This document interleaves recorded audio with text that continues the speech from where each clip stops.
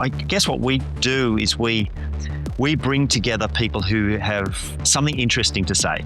And some of that is directly relevant to people who are actually growing food, but a lot of it is just interesting if you're a curious person. Hey everybody, it's Dani Valent with you and you're listening to Dirty Linen. Thank you so much for joining me. I said in my first episode of the year that I wanted to cover big, juicy topics that draw some of the many strands of the food world together. Things like farming, education, cooking, pricing, environment, health.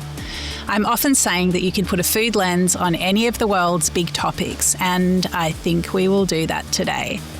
Chef, author, farmer, provocateur, Matthew Evans is a return guest on Dirty Linen.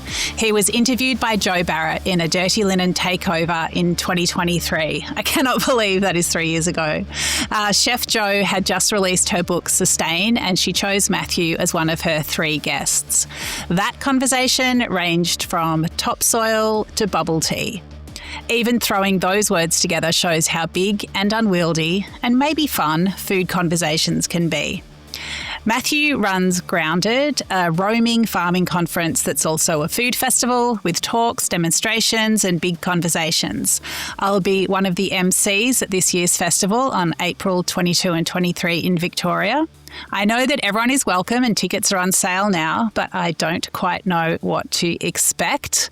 We better find out. Welcome, Matthew.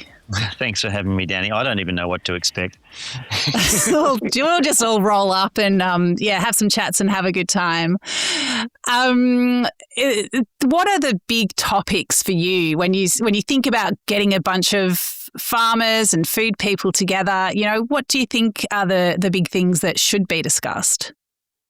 Look, I guess coming from that food background, because I'm a chef by trade, lots of the things I've been to are very sort of food focused without sort of considering where the food comes from. And so what I do now in my farming life is I'm really curious about how we grow stuff and how we produce stuff and what its impact is on the planet. And so the big topics are, can we grow food and not bugger up soil? Can we grow food and fiber? And look after the planet in terms of the climate. Can we reverse weather patterns or change weather patterns? Can we rehydrate landscapes? And essentially, can we do it better? So I look at everything from soil health to human health. And so a bit like your intro, the food is the lens through which I see the world, but very much how it's produced these days, as opposed to just what I can eat.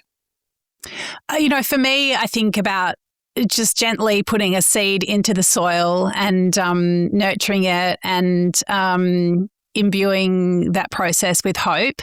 And then I also think about fires ranging over vast landscapes and policy decisions that seem very out of reach. It's so unwieldy, and I don't know whether those small individual actions are a turning away from the problem or part of solving it. Like, how do you deal with how do you deal with the hugeness of this all? Well, it's an interesting question, because I know people who I guess work in the climate science space do feel, I guess, relatively despondent about the trajectory of humanity and what we're doing. But I think there's not much choice but to be hopeful, and as you said, planting a seed, growing food is the ultimate optimistic act. You believe in tomorrow. If you plant a seed or you breed an animal, you believe in tomorrow. And so that's all we can do as humans, is believe in a tomorrow, and hopefully believe in a good or a better tomorrow. And we all have an impact. And what's really interesting is when we I think of, when I was living in a city, I can look after a little block, or I can look after my diet, or I can look after my family. But scale that up, and there's, 25 million of us, and there's 8 billion of us on the planet. We can do a lot of, you can make a lot of impacts if that's spread over that. But when you deal with growers, farmers, we have people who deal with tens of thousands of hectares of land, and their impact, a tiny change, can have a massive impact when you put it at scale. And Australia's a really massive country. And some people own, I think the biggest cattle stations are bigger than Texas, like it's, it's what you can do has resonance, and they're all just people like you and me. So I think doing what we can gives us hope, and doing what we can have impact, even if you can't necessarily see it when it's just you. I love that. You've instantly reeled it all in and made me feel like it is possible to, create change and be part of making the world that we want to live in. What are some of the things that you see from farmers that keep you hopeful? I think what I see are people who are engaging with the world around them. So when you talk to a farmer who has sheep, and he talks about this rare, breed of fish that's come back into the waterways because of the way he's treated his land.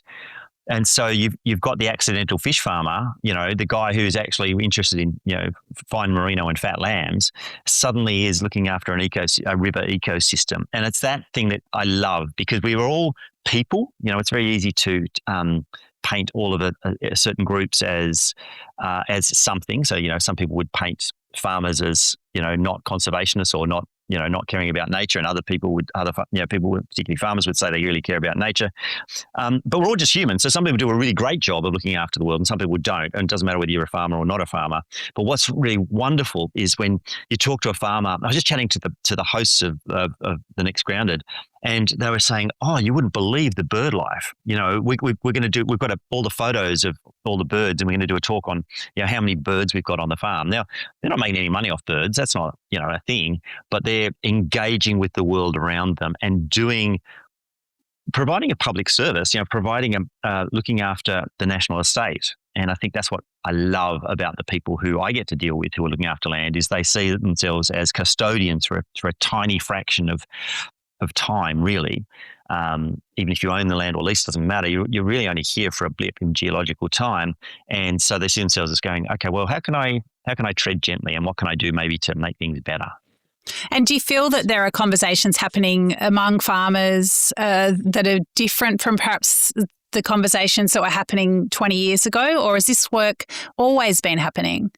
Oh, it's always been happening. But, I was chatting to a guy, Tony Shearer in Tassie, and he started in America as an organic farmer 50, 60 years ago. And they didn't used to tell anyone they were organic because they'd be treated like weirdos and hippies, And then it became, they got known as, biodynamic and regenerative and biological. And it's had all these names, but essentially it's him and others like him have just been going, oh, how do we grow food in harmony with nature? Yes, we have to,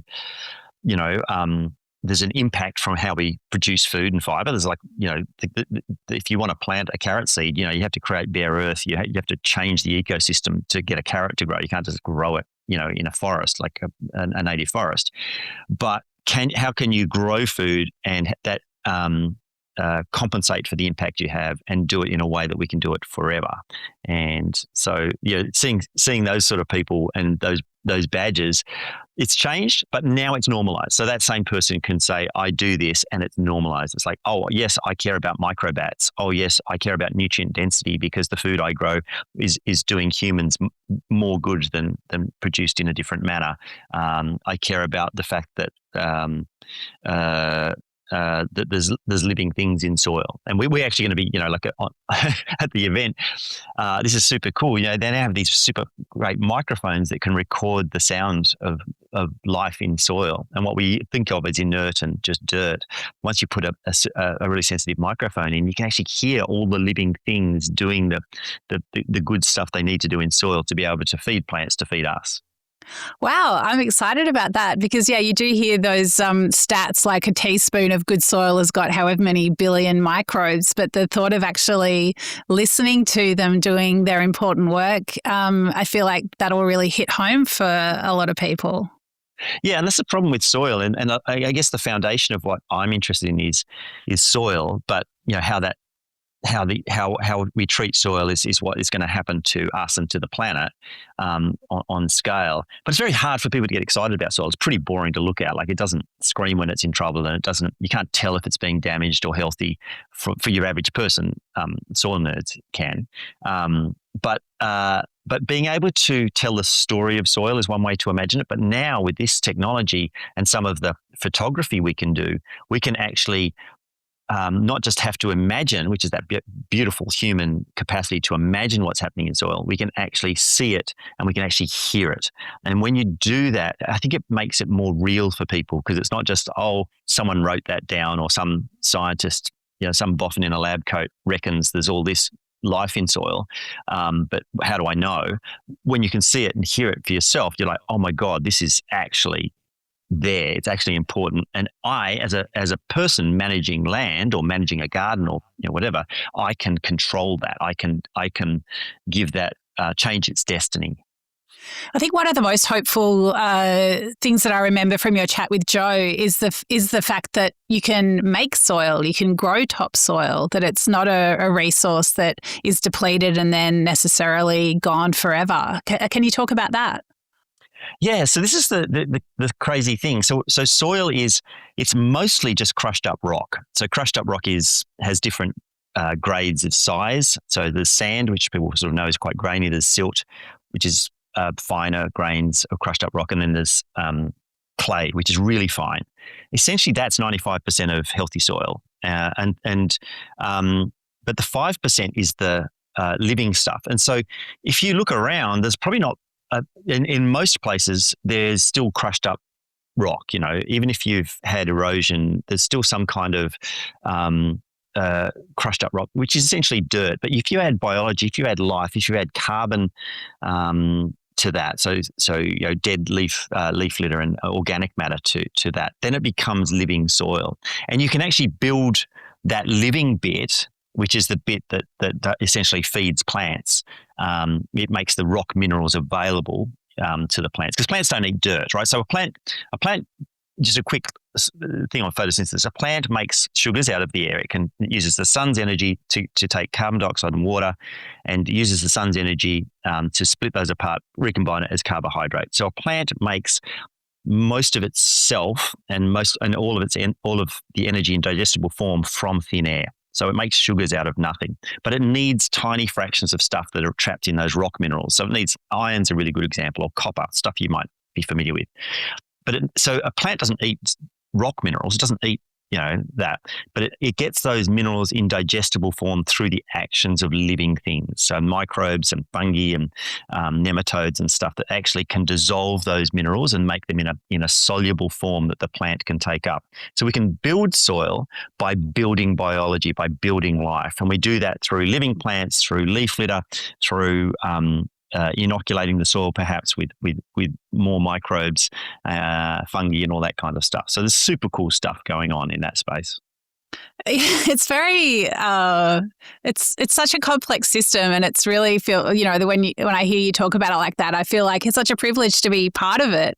That all these processes are happening, and in the end, I get my dinner.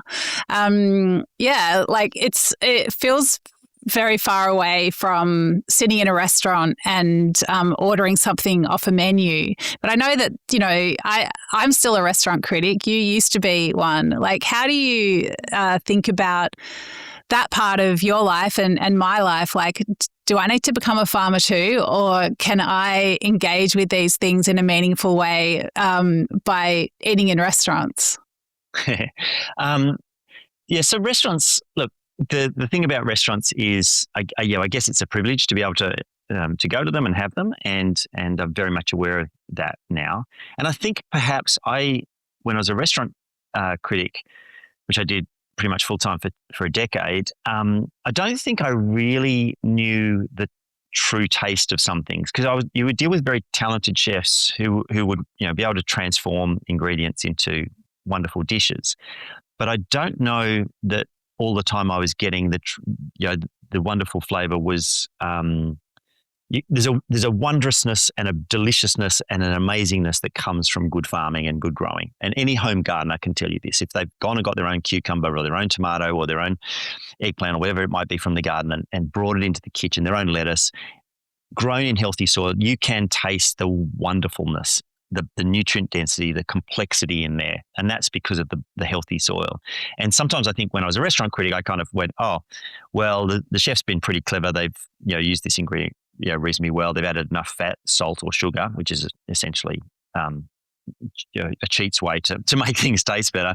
And I don't think I realised that there was actually a more integrity in some of the ingredients that might have been missing when I was in the restaurant. So you can engage with these things with restaurants that are, if you eat out, if you go to restaurants that actually care. And there are, I know around where you live in Melbourne, and I know lots of other places, particularly in Hobart, in Tassie, where I live, where the chefs are dealing direct with growers who are saying, "Oh, that farmer grows amazing stuff. I'll take what they've got," and it means the chef has to be very flexible because seasons are fickle. Growing food is not always easy, and nature determines how something's going to work on a particular day or a week or month or a year. And so it means that nothing's consistent. So from my view, consistency, which is what some restaurants aim at, and is what it's expected, I guess, by some of our bigger supermarkets. Consistency is actually the enemy of greatness, because actually what we have in a growing system, and anyone who's grown food will see this, every season is different. Every week can be different. So the raspberries outside my door taste different this week than they did a week ago. That's nature doing what nature needs to do. And what that allows for is greatness and wonderfulness. But it does mean that things aren't the same every week of the year.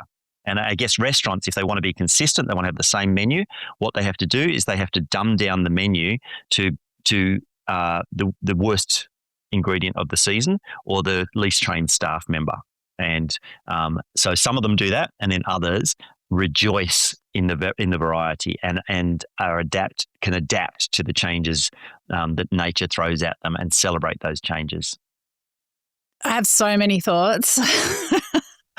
One of them is that consistency, that is that dumbing down, is part of an economy as well. So it's like you need, I suppose, chefs that can ebb and flow with the ingredients, but you also need diners that are willing to pay for the time and the skill that creativity needs.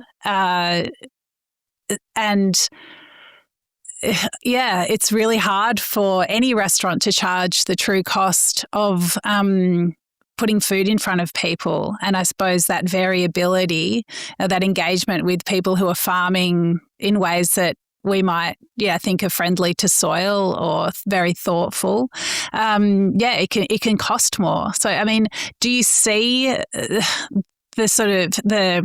how do you see this all fitting into an economy that is subject to so many pressures? Yeah, I think part of it is that the fallacy of choice. So we think we're getting choice. So if you go to the supermarket and they've got 10, 15,000 different products or whatever, and we think we've got choice, but in lots of ways we don't. We pretty much 70% of our diet comes from 12 different plant products and 5 different species of animals. We think we have diversity in our diet, and we don't. When we go to a restaurant, it's like, I want all this choice. I want all this choice. Well, do you want the choice? Because the choice has an inbuilt cost. There's waste. It's more complicated for the restaurateur. Or do you want what nature has gifted this week? So less choice, but also less waste, which means it's better for the restaurateur. So the good restaurants I know who deal with seasonal stuff, who deal with growers directly, they don't have endless choice on the menu, because that's not how nature is going to operate that week, and it's not how the economics of a restaurant can work. It's like, there is choice, but it's limited to what is actually realistic. And so I think that's where I think sometimes we think I know lots of people go, "Oh yeah, I love choice," and then they go out and they're like, "You know what? I wish someone else would choose for me." I wish someone else would just go, "Oh, can you order?" I see it all the time. "Oh, Matthew, can you order?" And I was like, you're saying you want choice, and then you're just getting me to do it for you. Well, wouldn't you want the restaurant to have said, "These are the 3 things that are absolutely cracking this week that you should eat," not the 23 things that are all mediocre or that we haven't had time to deal with properly. And that's where I think that the idea of choice is it can hold us back a little. I love that. And I absolutely rejoice when I see a well-constructed menu du jour, which really does speak to the seasons. And the chef has sourced produce that's in season and it's there for a reason. And, you feel like you're eating in a way that's integrated with the time. Hopefully it hasn't come out of the freezer because it's just come out of the garden. So, I mean, it is so beautiful. And I guess choice on a menu is kind of ridiculous because you've already had the choice of which restaurant you go to. Choice is a real problem. It's very crippling. Psychically as well as in the ways that you speak about, like to the environment, and also it creates a sort of economic cacophony that suggests that we are more free, but actually we're more trapped. I knew these were going to be big topics. Another thing that I thought of, when you were talking about how you approach food when you were a restaurant critic is that I think things probably have changed over the past couple of decades while I've been doing the job. I remember when more restaurants started, name checking farmers on menus, and frankly, I did not get it. I was like, come on, like just tell me what I'm actually eating. Like, I don't need to know where the broccoli came from. And it took me a few years to really understand what they were telling me. They were talking about relationships, and they were talking about connection. And I feel that there are more restaurants doing that now, and I hope I understand it better. Yeah. And one of the things that comes out of that naming, and this is I think sometimes people don't recognize it as much as they could, but So growing food, like some of the poor, least paid people in Australia are market gardeners, right? So the people who have probably the healthiest soil, who produce the most nutrient-dense vegetables, some of the worst paid. Farm workers are terribly paid. Hospitality, notoriously low paid. These are sort of the underclass. The people who sell your food in the supermarkets or butcher your food or deliver your food, there's an entire underclass of people. But what naming something on a menu does, even if that person's not being particularly well paid, is it gives them credence. It gives them the recognition. And so while they don't necessarily make any more money than below the minimum wage, it gives them self-esteem, and it gives them a reason, another reason to do what they do. And I think you can never undervalue that. It's one of the things when I started as a restaurant critic, and it wasn't huge. It was just starting, I think, probably when I became a critic. But people didn't talk about chefs very much. Certainly when I was an apprentice and in my early years as cooking, they would talk about a restaurant. They would never mention the chef. And once you name the chef, it does this beautiful thing. It says, oh, this chef has done something great. And it gives them the kudos, gives them that reputation, but it also places the responsibility firmly on their shoulders to keep that standard up. So it's saying it sort of works two ways. It's good for the customer and good for the chef. Growing the food, naming the food, I think does a little bit of the same. It's saying this ingredient is amazing. We've named it on the menu, and then that grows. Like, oh, this is fantastic. Oh, I better keep my standards up because now people tie that broccoli to me, and so I want them to love it because then they're going to think better of my produce. Yeah, that's so interesting. But I mean, that reputation or that name checking doesn't put diesel in the tank. So hopefully it will flow through to being better recompense. I think it has to some degree worked for chefs. I think a lot of hospitality workers are better paid now relative to other professions. But I totally hear what you're saying about people who work in the food system. Yeah, especially thinking about people who are on visas working in abattoirs or picking fruit and veg. That's certainly people who are under lots of different pressures and create the expectation that certain foods should be very cheap, which is problematic. I mean, do you feel do you feel, or do you have an ambition that festivals like Grounded and the other work that you do can filter more broadly into those parts of the food world? Yeah, it's tricky. Like do you mean like in terms of the amount that people pay for food, or that the food system more broadly? I mean, just anywhere, because I suppose it's a supply chain, isn't it? It's like that you can create or work towards any kind of change at any point along the supply chain, whether it's the person that's brought over from Indonesia that's working in an abattoir in, I don't know, rural South Australia, to the person that's in Sydney wondering whether to get those chicken thighs or those wings. Yeah, so I guess my aim is always to connect people with their food, and that's what I was always interested in. And now, because I know a lot more about the production of food, to connect them with the source of their food as well. So the more we know and understand that, the more we value it. And so this idea of the anonymous steak with the anonymous chips and the anonymous broccoli is fine for some people, but for others, it's like, actually knowing and caring and going, what was the cost to the planet or to the person or to the farmer for producing this food? Am I doing the right thing, and am I doing, and can I do better, essentially? And so that's the sort of thing is, because I think nothing's ever fixed. I think we should always be trying to do better. I think that's what humanity should always be doing, and say, we've done this. Oh, hang on, that didn't work. Maybe we can do better. Oh, we're growing chickens this way. Oh, they don't seem to be actually very well treated. Maybe we can treat them better and still produce enough food to feed people. So I think that's, I guess, my emphasis is on that side of knowledge, and knowledge is power.